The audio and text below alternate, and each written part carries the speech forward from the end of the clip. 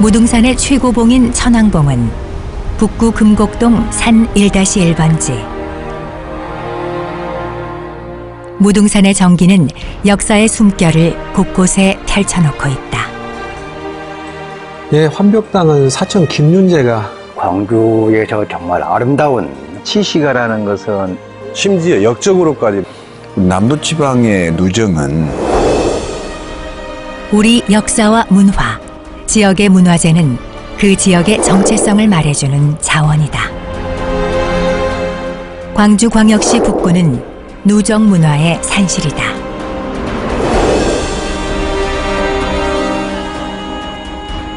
무등의 품에 안긴 광주 북구 문화유산.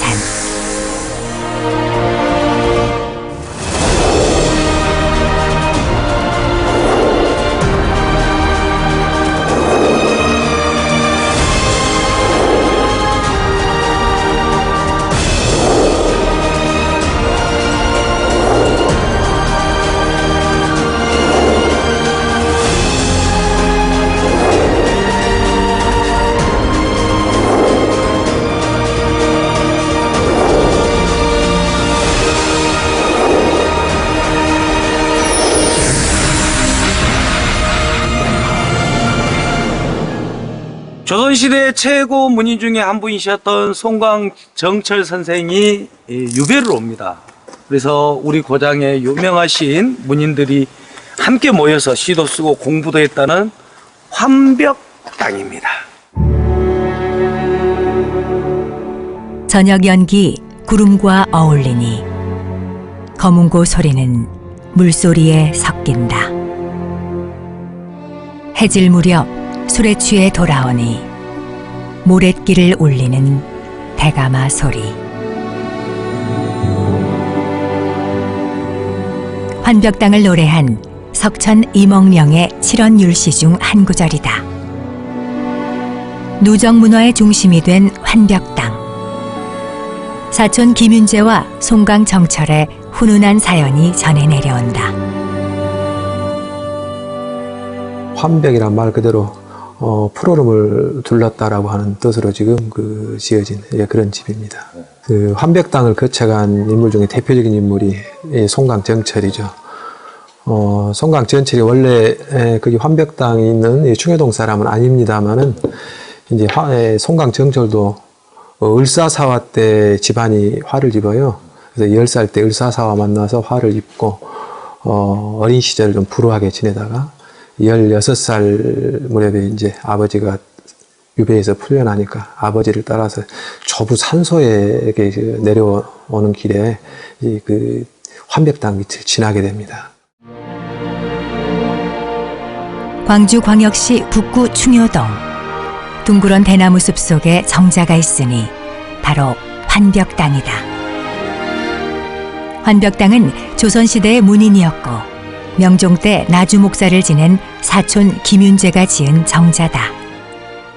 그분이 지금 현재 환벽당 앞에 용소라고 하는 개울이 있는데 식용종으로 건너가려면 다리가 있어야 돼요. 근데 그 다리를 무지개 다리로 만들었단 말이에요. 근데 무지개 다리로 만들었는데 그것 때문에 사람들이 이렇게 왕래할 수 있었고, 근데 이걸 가지고 사람들이 트집 잡았습니다. 왜냐하면 무지개 다리를 만들 수 있을 정도면 상당한 그 재산이 있어야 되는데 혹시 이 김윤재가 딴짓한 거 아니겠냐 해가지고 이렇게 뭐 암명어사까지도 보내고 그랬어요. 근데 결국은 아무 혐의가 없었거든요. 그래서 더 이상 김윤재 같은 경우는 오해받기 싫다 해가지고 이 무지개 다리를 이렇게 무너뜨리고 그냥 일반 평범한 다리를 만들게 됩니다. 그래서 사람들이 오가면서 이렇게 농사도 짓게 하고, 왜냐하면은 무릎 꿇어서 해야 되니까. 그래서 그때 평모들이라고 하는 지금도 이 들판이 있거든요. 이 들판이 바로 사촌 김윤재가 아니었으면. 환벽당은 정면 3칸, 측면 2칸의 팔작지붕 목조 와가로 돼 있다. 우리 지역은 아주 덥거나 아주 춥거나 하지 않은 곳이기 때문에 반드시 방과 대청이 함께 있어야 돼요. 그리고 이 환벽당은 정자이기 때문에 자기 집은 조금 떨어진 곳에 있죠. 예를 들면 집에서 머슴한테 뭐 술 가져오너라, 음식 가져오너라, 뭐 예의하고 들릴 정도 위치에 자기의 본가가 있고, 본가에서 좀 떨어진 곳에 좋은 위치에다가 정자를 세우고, 정자 주변을 아름답고 의미 있는 나무들로 에워싸게 해서 이렇게 이루어지는 것이 조선시대 사대 예부들의 풍류와 어우러진 그런 공간이 되는 것이죠. 사촌 김윤재는 충효동 태생으로 1532년 문과에 급제하여 벼슬길에 나선다. 나주 목사를 비롯해서 여러 고을의 지방관을 지냈고 관직을 떠난 뒤 고향으로 돌아와 후학을 양성했던 곳이다. 송강 정철, 서하 김성원은 사촌 김윤재의 대표적인 제자들이다.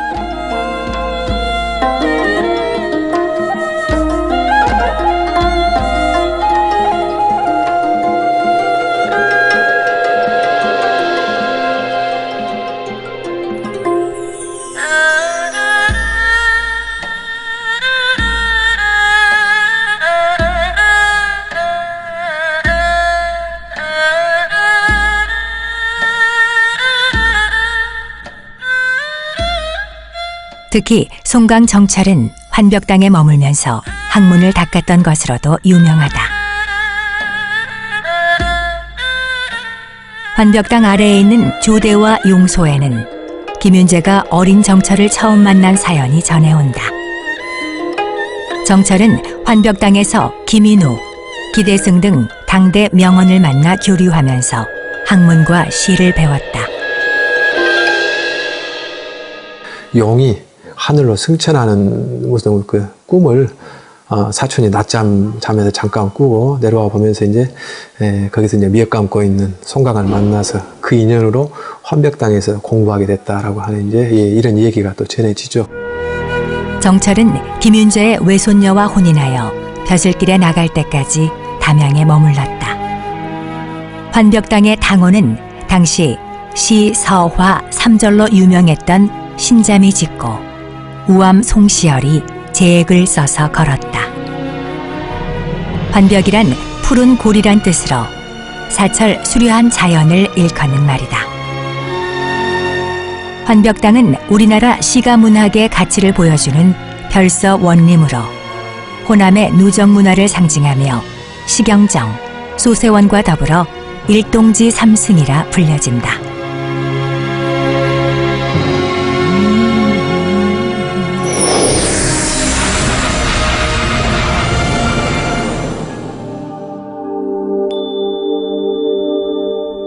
애달프고 슬픈 사연이 깃든 정자다. 쥐가정에는 임진왜란 때 의병장으로 공을 세웠으나 끝내 억울한 누명을 쓰고 죽어야 했던 충장공 김덕령 장군의 이야기가 전해져 온다. 김덕령이 정철의 제자였던 석주 권필의 꿈에 나타나 억울함을 호소하는 취시가를 읊었다.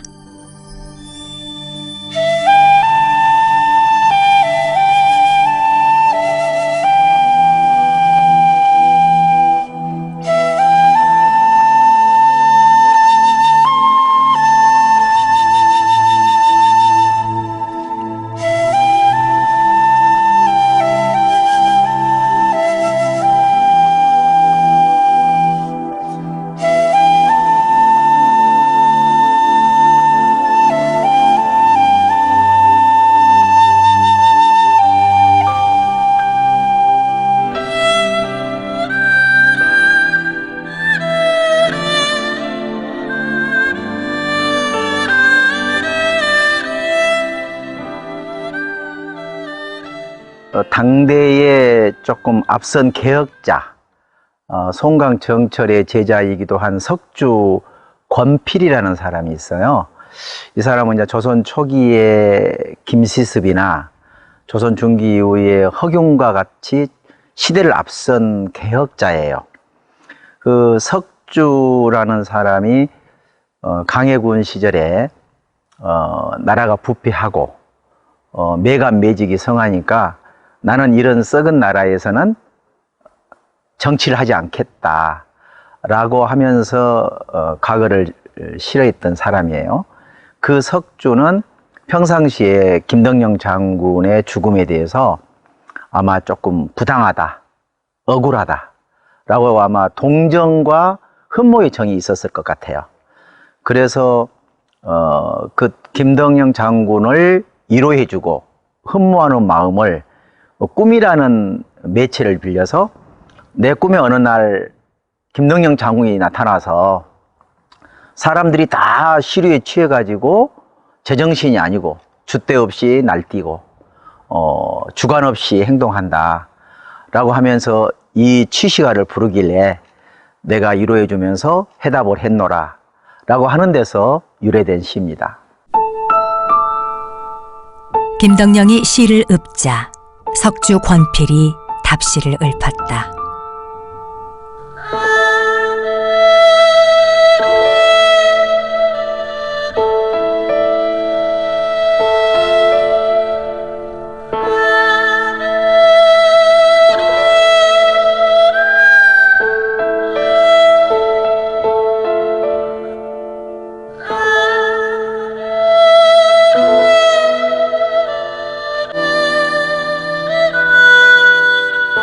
쥐가정은 충장공 김덕령이 출생한 곳으로 환벽당 남쪽 언덕 위에 자리하고 있다. 김덕령은 임진왜란 때 의병장으로 참가해서 그 큰 공을 세웠죠. 그렇지만 이제 공을 세우고도 난 후에, 지금 전쟁 후에 이몽하가 난 때 그 연루했다라고 하는 지금 누명을 뒤집어 쓰고 억울하게 옥살했죠.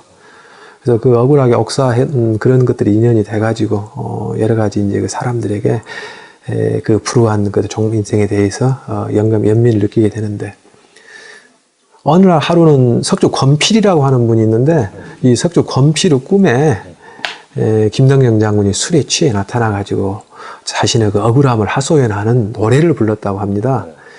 그게 이제 취시가라고 하는 노래예요. 그 노래 내용인즉슨 이제 내가 바라는 것은 나라에 큰 공을 세워서 하고 있는 것도 중요하지만은 이제 그것보다는 나중에 나가서 이제 마음 편하게 살 수 있는 이런 걸 바란다라고 하는 그런 쪽의 노래인데, 이 노래를 듣고 권필이 다시 또 그를 위로하는 노래를 지어 불렀다고 합니다. 장군을 위로하는 노래를. 그래서 이런 것이 인연이 돼가지고 후에 그 19세기 말 무렵에 와서 그 후손 김만식이라든가 이런 분들이 함께 힘을 모아서 김덕령의 뜻을 기리는 정자를 세우게 된 것이죠.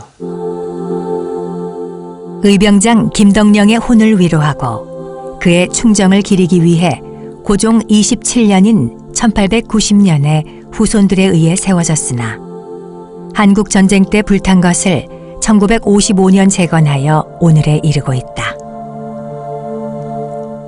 쥐가정 주변에는 소세원, 환벽당, 식영정 등 많은 정자가 있으며 쥐가정은 이런 정자들 중에 가장 늦게 지어진 것이다. 대부분의 정자가 강변을 향해 지어졌다면 쥐가정은 육지를 향해 세워졌다. 쥐가정은 북구 충효동 성안마을에 있으며 광주광역시 문화재 자료 제30호로 지정돼 있다.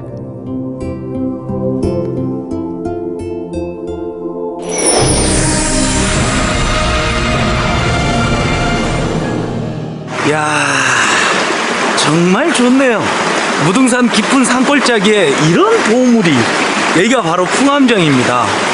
우리 조선 선비셨던 풍암 김덕홍 선생님께서는 이런 자리를 잘 찾은 것도 중요한데, 이 계곡물을 보시고 소나무를 보고 이 산세를 보시면서 어떤 생각을 하셨을까요?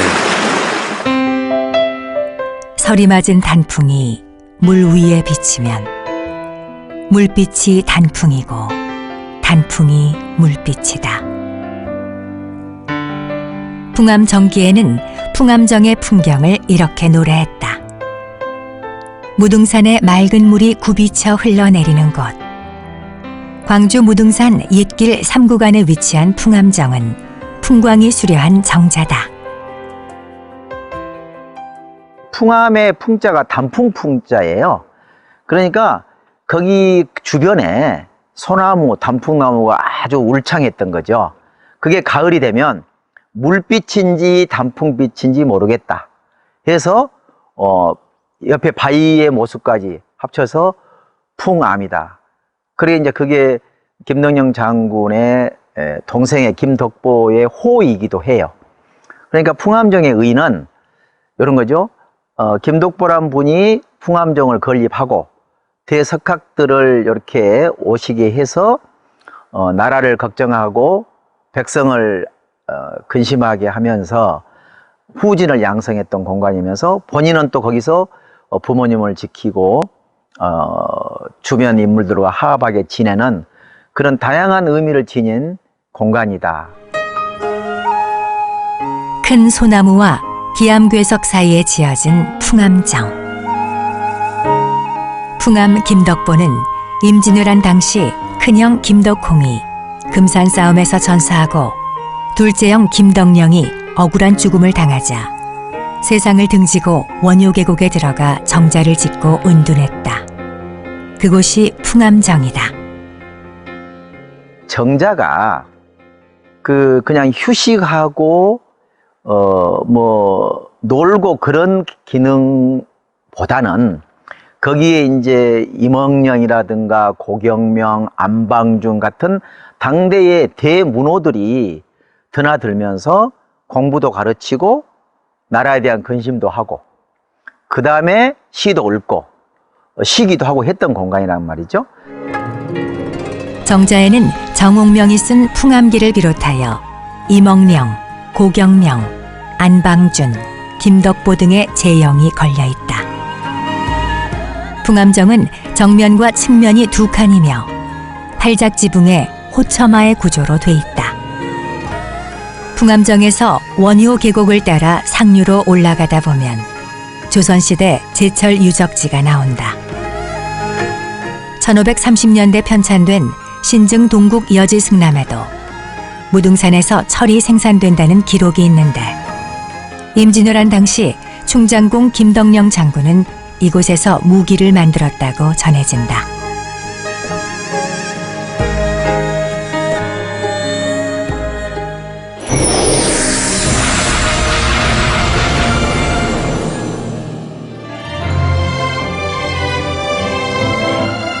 광주광역시 북구 충효동.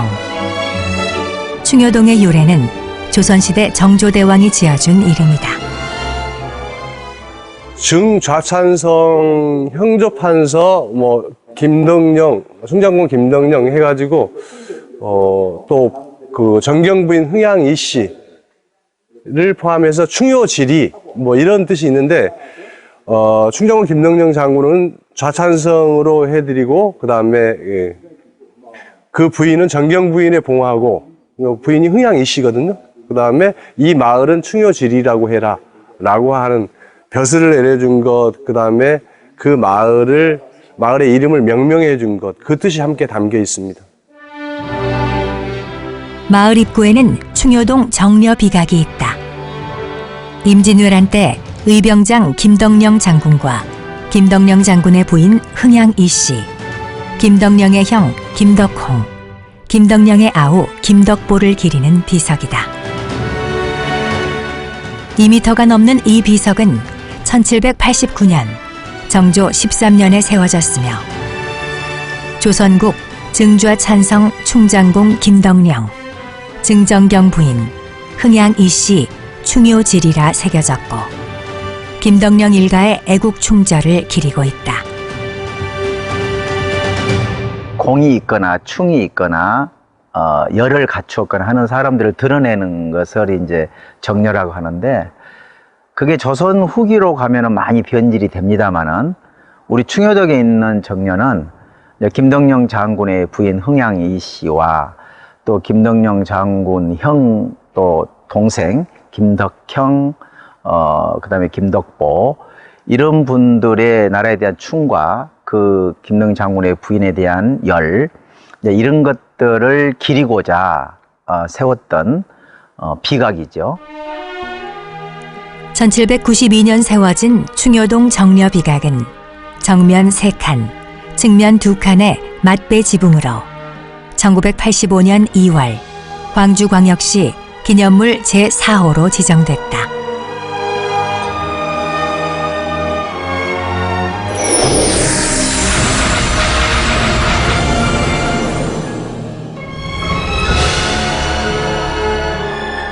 김덕령 나무라고도 불리는 충효동 왕버들 나무는 소나무 한 그루, 매화나무 한 그루, 왕버들 5그루를 심어 일송일매 오류라 칭해져 왔다.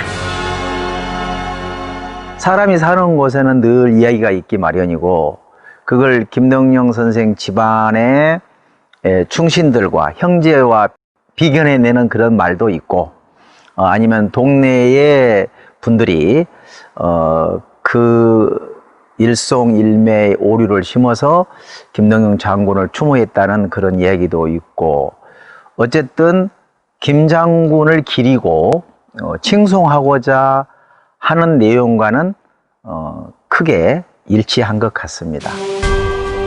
왕버들의 수령은 430년 이상으로 추정되며 1500년대 말에 마을을 보호하는 비보림으로 조성된 것이다. 일제강점기에 매화나무와 왕버들 한 그루는 가뭄에 말라 죽었고 1970년대 마을 앞 도로 공사를 하면서 소나무 한 그루와 왕버들 한 그루도 잘려져 현재는 왕버들 3그루만 남아있다.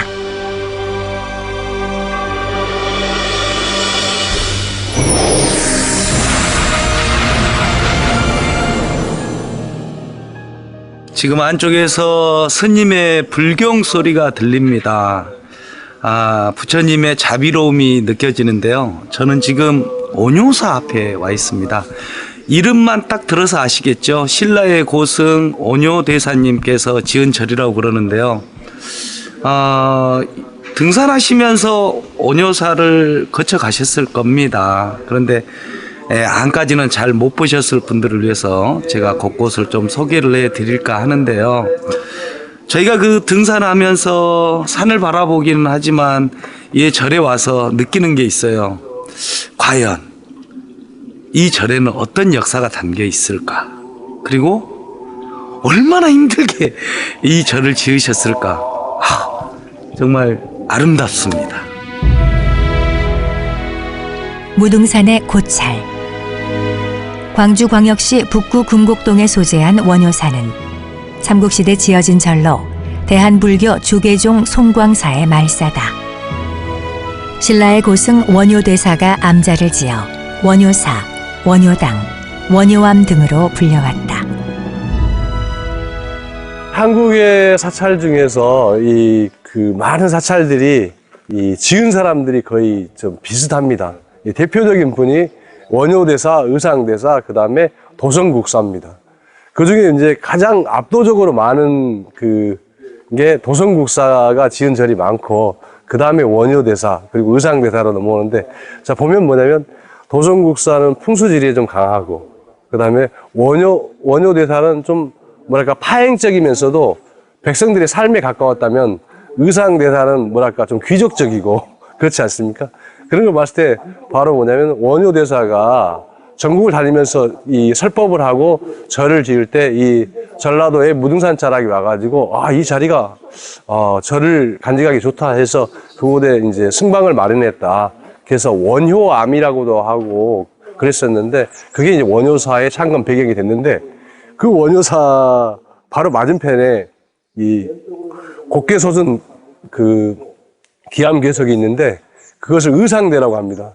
그러니까 원효와 의상의 어떤 라이벌, 세계적인 라이벌이 아직까지도 존재하는 것처럼 보여지는데 그런 오래된 사찰로서 원효대사가 창건했다는 그런 신화들이 연기 신화들이 전해지고 있습니다.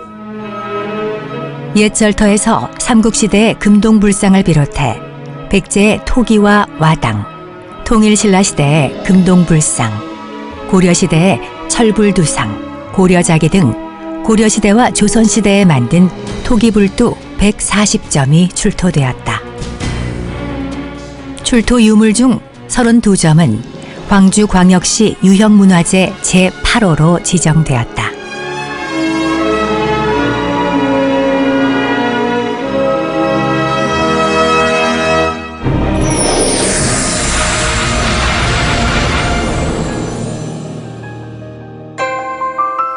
원효사의 동부도는 현존하는 부도 중 조각 기법이 가장 뛰어난 예술품으로 평가를 받고 있는 고려시대의 부도다.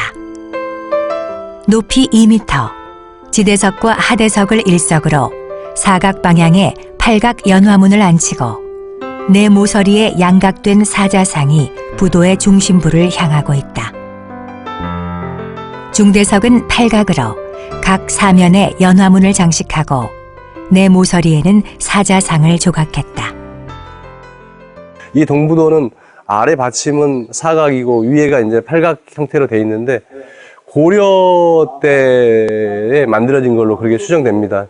재미난 것은 거기에가 이 용이나 다람쥐나 거북이 그런 동물들이 새겨졌다고 하는 것들인데 뭐랄까 굉장히 우리하고 친근한 동물들이 같이 스님과 같이 살았을 법한 그런 동물들, 또 스님이 무언가 굽업하고자 했던, 달관하고자 했던 그 세계를 상징하는 듯한 그런 동물 문양이 있어서 굉장히 독특한 형태를 가지고 있습니다. 탑신은 베을림 형태이며 전면에 새긴 당호는 세월에 깎여 알아볼 수 없는 점이 안타까울 뿐이다. 옥계석의 처마 위에는 용, 다람쥐, 비둘기, 거북 등을 새겼는데 이는 고려시대의 특이한 의장에 해당한다. 원효사 동부도는 1986년 광주광역시 유형문화재 제7호로 지정됐다.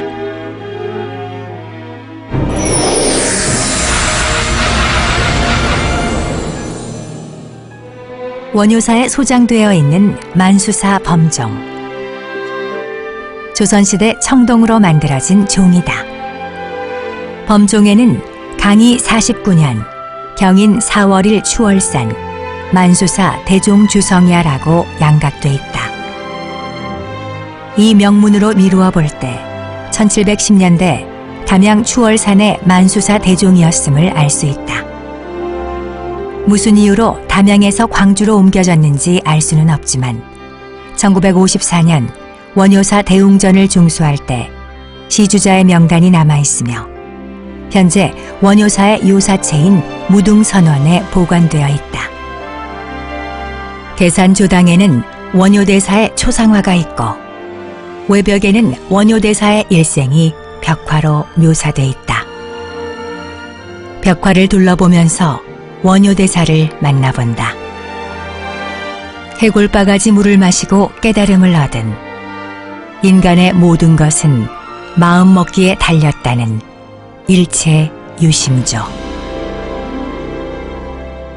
이 범종의 대표적인 경우가 이제 그 성덕대왕 신종이라고 우리 에밀레 종이라고 하는 게 대표적인 건데 영조의 어머니가 숙빈철씨인데 숙빈철씨의 고향이 담양입니다. 이런 거 봤을 때 그 용사라든지 만수사라든지 이런 절들이 뭐냐면 왕실의 안녕을 평화를 기원하기 위해서 만들어진 절이라고 그렇게 보이고 혹은 또 만들어져 있지만 이제 불사를 좀 크게 했던 그런 절이라고 보이는데 그 절의 종이 이쪽으로 옮겨온 겁니다. 범종을 걸어놓는 용류는 쌍용으로 돼 있고 각기 여의주를 입에 물고 있으며 정상부에도 화염에 쌓여있는 여의주를 장식했다. 원효사 소장 만수사 범종은 조선시대 범종의 변천사를 연구하는 중요한 자료가 되고 있으며 1989년 3월 광주광역시 유형문화재 제15호로 지정되었다.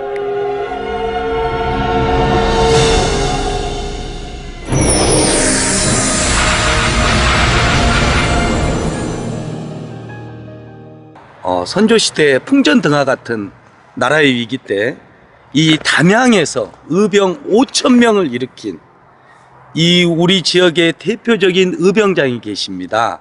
김덕령 장군이시죠. 이분이 혁혁한 공을 세워서 임금님께서 시호를 내립니다.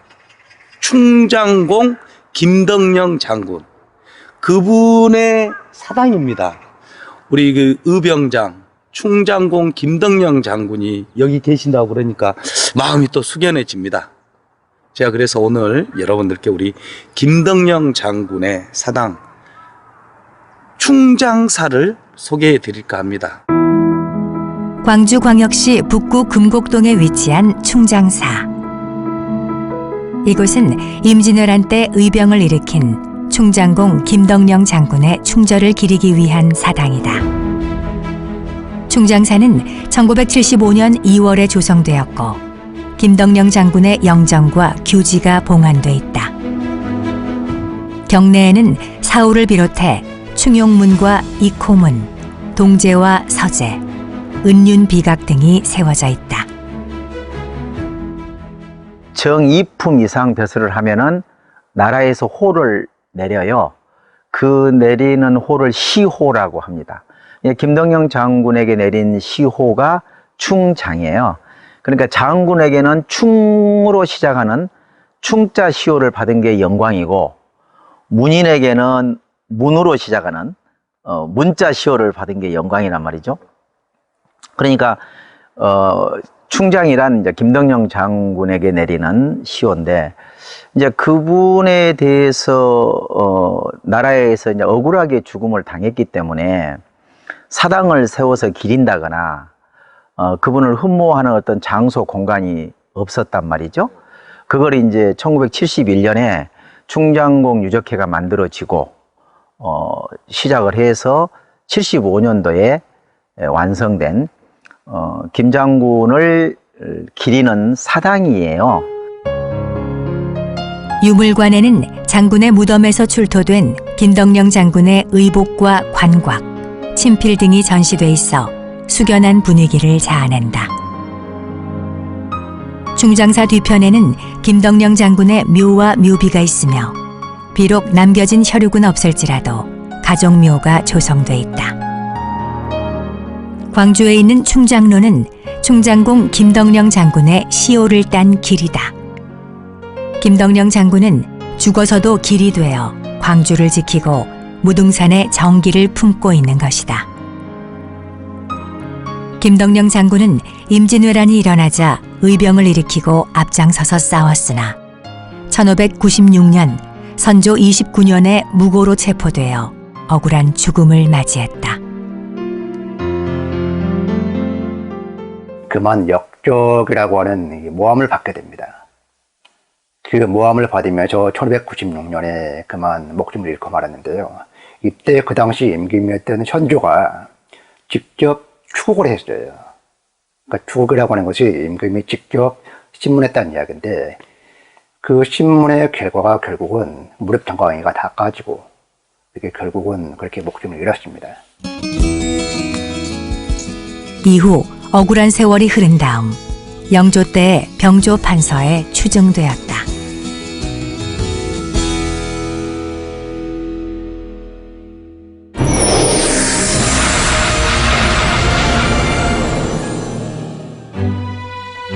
충장공 김덕령 장군이 입었던 실제 의복이다.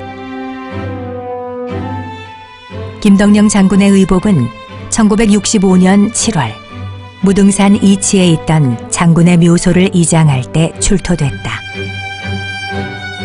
이는 16세기 말 조선 선조 때의 복식 유물로 천릭 2점과 장옷 1점, 과두 3점과 여자 저고리 1점, 사폭바지 1점 등 총 8점에 이른다. 이장을 하면서 그 유물이 출토가 됐는데요. 11점의 의복이 나왔다고 합니다. 근데 그 의복이 그 16세기 그 당시에 의복을 조명할 수 있는 또 하나 민속 자료가 되고요. 그 중에서 8점은 지금 현재 민속박물관의 지정 문화재로. 천릭은 상의와 하의를 따로 구성하여 허리에 연결시킨 옷을 말한다. 김덕령 장군의 무덤에서 출토된 천릭은 모시옷 천릭과 솜누비 천릭이다. 솜누비 천릭은 상태를 알아보기 힘들 정도로 훼손되었지만 모시옷 천릭은 상태가 양호한 편이다. 우리는 이걸 통해서 뭘 알 수 있냐면 동시대의 평민이나 그다음에 선비들의 장례 의식을 통해서 사용됐던 옷이 뭐였고 일상적으로는 이 옷이 어떤 옷이었는가라고 하는 걸 알 수 있으니까 복식사에서 굉장히 중요한 역할을 한다라고 그렇게 볼 수 있습니다. 김덕령 장군의 의복 중에서 사폭바지는 훼손이 심하여 세부적인 구조를 확인할 수 없다. 하지만 윤곽선이나 허리 말기 등으로 보아 임진왜란 후 착용하기 시작한 가장 오래된 사폭바지에 해당한다. 김덕령 장군의 의복은 1980년 4월 국가민속문화재 제111호로 지정됐다.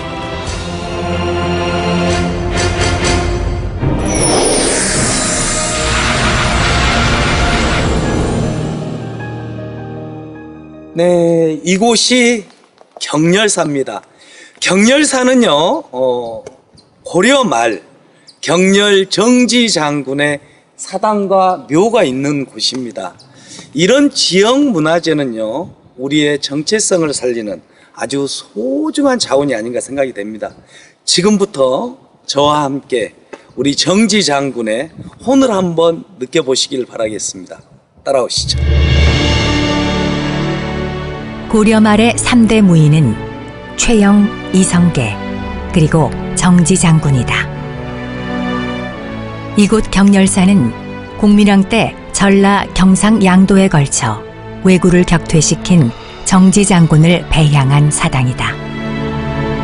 그는 최초로 수군을 창설하고 전함을 건조하자는 상소를 올렸던 바다의 명장으로 알려져 있다. 당시 최영이 도통사를 지낼 때 이성계는 육군을, 정지는 수군을 지휘했다. 경렬사는 장원봉 줄기를 따라 북쪽 제4수원지 아래쪽에 펼쳐지는 협곡에 자리한 이곳 분토마을 뒷산에 있다.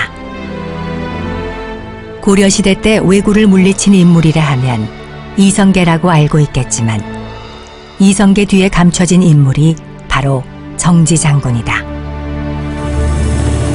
이분이 그 해전에, 특히 간음포 해전에서 여수 그 외적을 무찌르는데 혁혁한 공을 세워요. 그러니까 예적 17척에 탄 2천여 명을 몰살시킴으로써 왜구가 감히 우리 바다를 넘보지 못하게 하는 그런 큰 대첩이었단 말이죠. 그러니까 이성계 장군이 지리산 부근, 남원 부근의 황산 대첩에서 육지에 공을 세웠다면 우리 정지 장군은 바다에서 해전에 공을 세웠다는 점이 한 가지고요. 또 하나는 뭐냐면 이분이 함재 하포를 사용했어요. 무슨 말이냐? 배에다가 화포를 실었어요. 또 거북선의 함포가 이런 정지 장군 같은 사람의 함재 하포에 전통이 없었으면 어려웠다. 그런 의미에서 해전사에서 그 전략과 지목, 전술이 대단히 크게 평가돼야 된다. 깊은 육지의 백성은 수운에 익숙하지 못하니 왜를 막기가 어려운지라. 다만 해도에서 생장한 자와 수전을 스스로 청하는 자만 등록시켜서 신의 무리로 하여금 거느리게 하면 5년을 기하여 가히 해도를 숙청할 것입니다. 도순문사 같은 것은 한갓 군량만 허비하고 민생만 흔들 뿐이니 청컨대 이를 파하소서.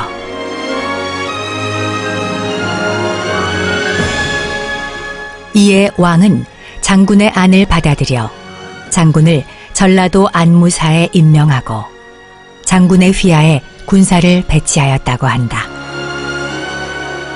정지 장군은 김저의 옥사에 연루돼 유배를 당했지만 이성계 위화도 회군에 동조한 공으로 2등 공신이 되었고 개성부 판사로 임명됐으나 병으로 세상을 떠났다. 경렬사라는 것도 그 경렬이 정지 장군의 시호입니다.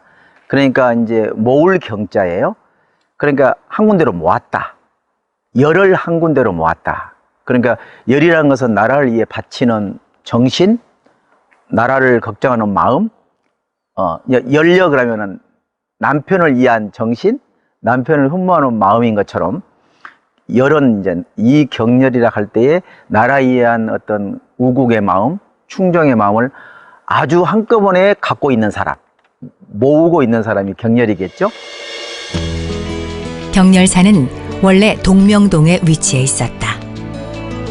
그러나 흥선대원군의 서원 철폐령에 따라 1871년 철거되어 유허비만 남게 되었고, 지금의 경렬사는 정지장군 유족보존회에서 묘소가 있는 자리에 착공해 1981년에 완공되었다. 경내에는 동명동에서 옮겨온 경렬사 유허비와 사후 안에는 정지장군의 영정이 있다.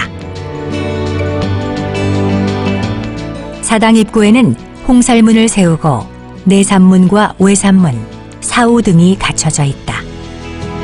뒤쪽에는 정지장군의 묘가 있는데 전형적인 고려시대의 예장 성묘이며 광주광역시 기념물 제2호로 지정돼 있다.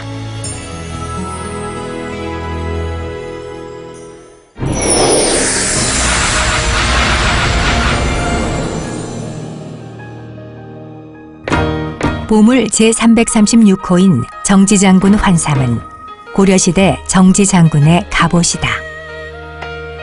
쇠미늘과 쇠고리를 연결하여 만든 우리나라 최고의 경번갑이다.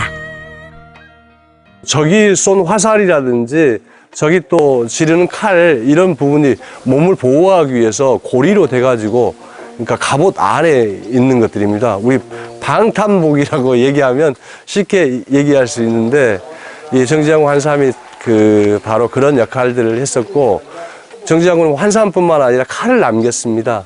이 정지장군의 환삼과 칼을 가지고 충장군 김덕령 장군이 의병을 일으켰을 때 바로 무등산에서 제사를 지냈습니다. 제사를 지내면서 칼을 이렇게 치켜드니까 그때 뭐냐면 하늘에서 상서로운 기운이 비쳤다고 하는 얘기가 있는데, 지금 현재 이제 그 환삼만 남아있고. 정지장군은 공민왕 23년에 전라도 안무사가 되어 왜구를 토벌했으며 1383년 정지장군의 함대는 관음포 해전에서 대승을 거두며 명성을 떨쳤다. 정지장군의 환삼은 철편 주위에 구멍을 뚫고 철편과 철편을 고리로 연결하여 만든 갑옷으로 그 유래를 볼 수 없는 귀중한 보물이다. 이 갑옷은 국내 유일의 고려시대 갑옷으로 복식 문화와 군사사를 연구하는 귀중한 자료다.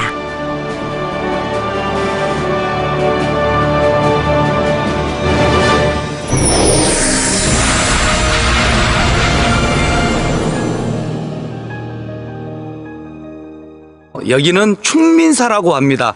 광주 북구에 자리 잡고 있는데요. 무등산 자락에 고즈넉하게 멋진 사당이 있습니다. 이곳은요, 우리 지역의 대표적인 인물입니다. 선조시대에 태어나셨던 전상희 장군님의 사당인데요.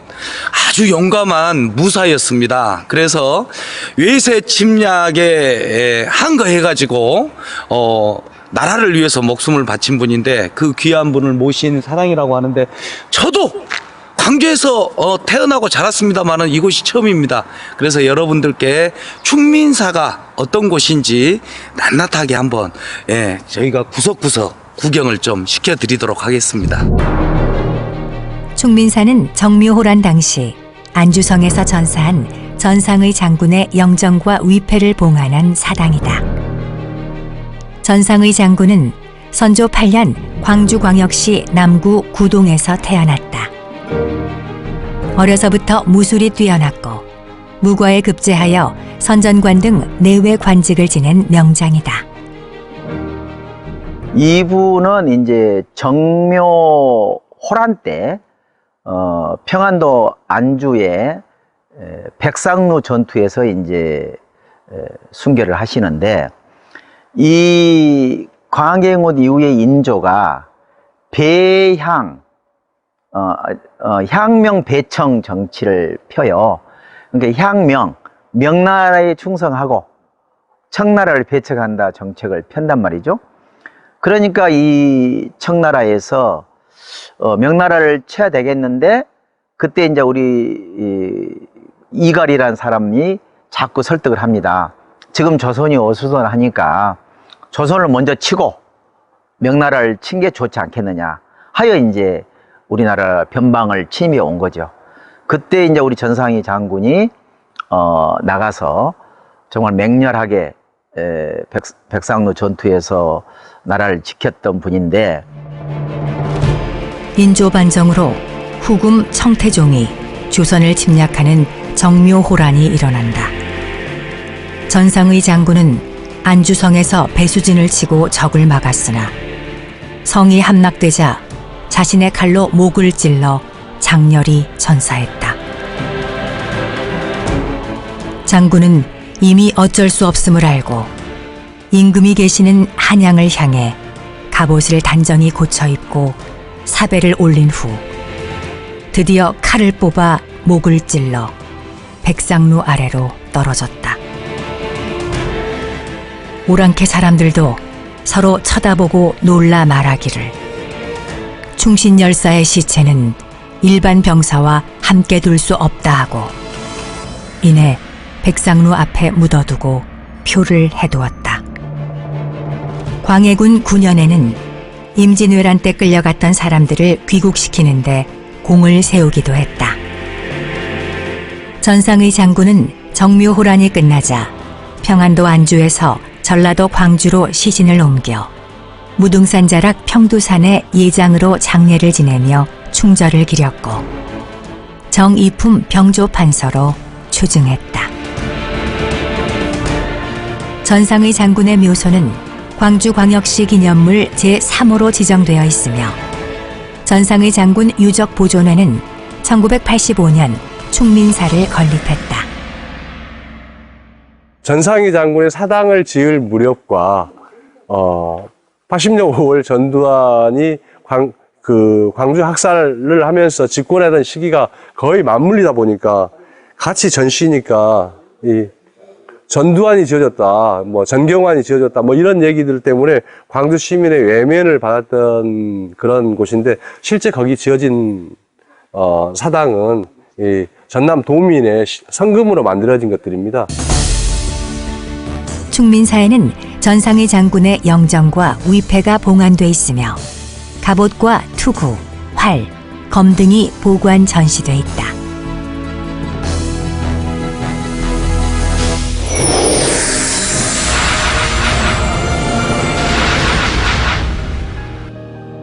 오늘 아침 식사는 하셨습니까? 그런데 밥에 담겨진 그릇, 국이 담겨진 그릇 혹시 기억나십니까?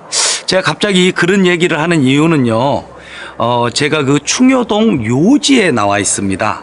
아주 중요한 곳을 우리가 요지라고 그러는데, 여기에서 말하는 요는요, 가마를 뜻한다고 합니다. 저도 그냥 맨날 먹었던 밥그릇, 국그릇, 그냥 쉽게 넘겼는데요. 옛 우리 선조님들께서는 이게 전 재산이나 다름이 없었습니다. 그릇이 그만큼 중요했었는데요. 이곳 충효동 요지가요, 전국 최대 규모의 가마가 있었던 자리입니다. 이곳에 오시면 분청사기도 만나실 수 있고요, 청자 그리고 백자도 만나실 수 있습니다. 오늘 저하고 아주 좋은 그릇 한번 구경하시게요. 우리나라 분청사기의 변천 과정을 볼 수 있는 충효동 도요지는 1963년 발굴 조사를 통해서 그 중요성이 널리 알려졌다. 1991년 제2차 발굴 조사에서 7기의 가마 중 2호 가마가 복원되었다. 2호 가마는 총 길이 20.6m, 너비 1.3m 내외의 규모로서 서쪽 벽에 6곳의 측면 출입구가 있으며 13도의 경사면에 진흙과 돌로 축조되었다. 전체 가마에 소성실이 나누어져 있지 않고 오직 하나로 구성된 단실료 고조다. 번조실 바닥은 진흙으로 다지고 그 위에 모래를 깔았으며 측면 출입구가 있는 곳의 바닥은 수평을 유지하고 있다. 아궁이의 입구는 양쪽에 여러 개의 돌을 쌓아 만들었고 굴뚝시설은 연기에 돌로 축조되었을 것으로 추정되며 굴뚝으로 추정되는 골이 있다. 이곳의 출토 유물은 대부분 분청사기이며 백자와 청자도 출토되고 있다. 충효동에 도여지는 강진하고의 연관성들이 좀 있을 것 같습니다. 그 강진의 고려청자들이 왕실과 귀족들을 위한 그런 납품용이었다라고 하면 이제 고려가 혼란스럽고 그 도공들은 전부 다 외적들의 침탈로 인해서도 펄펄이 흩어질 수밖에 없는 그런 상황들 속에서 그들이 가지고 있는 그런 집약된 기술들을 가지고 이제 이쪽으로 오지 않았을까 그렇게 생각하는데 이제 조선 초, 조선 중기까지 충효동에서 대규모의 그런 도예 산업들이 일어나게 된 거죠. 그 당시를 보면. 근데 이게 재밌는 게 뭐냐면 그 전까지 강진은 왕실 납품용이었다면은 이 충효동의 분청사기 도요지에서 나오는 거 보면 어존해가지고 왕에게 주는 것도 있지만 왕실의 제사용이라든지 생활용품으로 주는 것도 있지만 백성들에게 또 팔기도 했다라고 하는 게 같이 기록이 발굴조사를 통해서 밝혀집니다. 그리고 또 보면 재미난 게 거기에 가면 광주에서 만들었다는 그런 빛광자도 써져 있기도 하고 그 다음에 만든 사람의 이름도 써져 있기도 합니다. 그렇기 때문에 귀족 취향에서 이제 일반 백성 취향으로 그 다음에 백성들의 그 상업 활동들이 왕성해졌다라고 하는 걸 느낄 수 있는 게 충효동 도요지입니다. 광주광역시 북구 석곡동에 소재한 충효동 도요지는 사적 제141호로 지정되었다.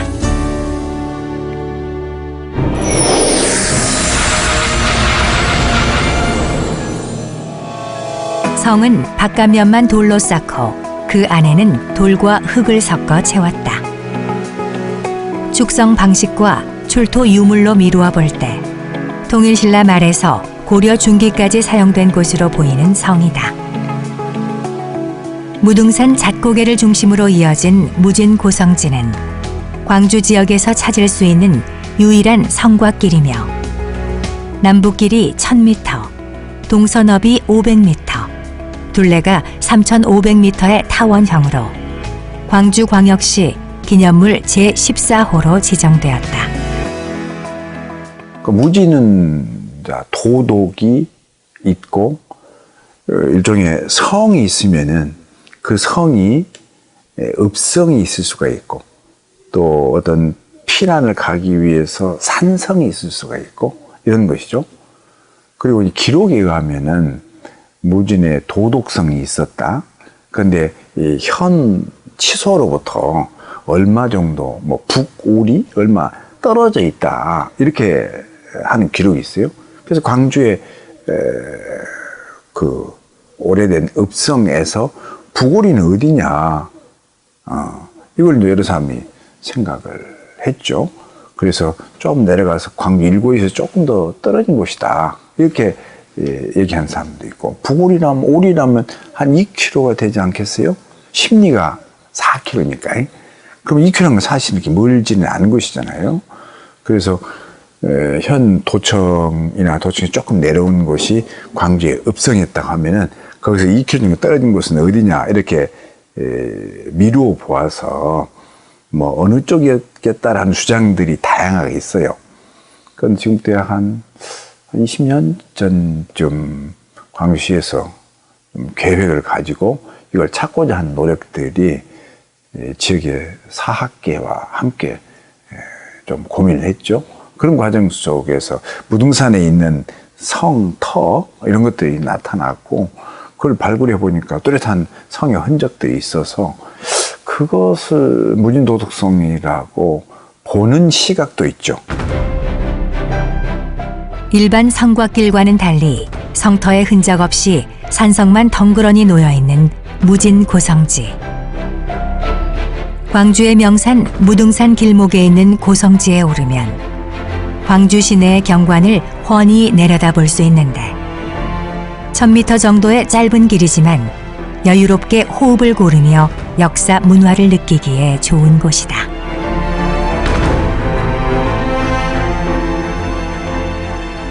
북구는 광주 광역시청을 중심으로 북동부 지역을 차지한다. 동쪽 무등산을 경계로 화순군과도 경계를 이루고 있다. 어느 도시나 산과 물을 품고 있다. 광주를 대표하는 산은 무등산이다. 무등산은 높고 커서 웅장하다. 우리나라 대표 명승이자 가사문학의 산실인 환벽당, 취가정, 담양식영정 등 무등산 자락 아름다운 누정에서 자연과 내가 하나 되는 풍류남도 나들이의 현장인 것이다.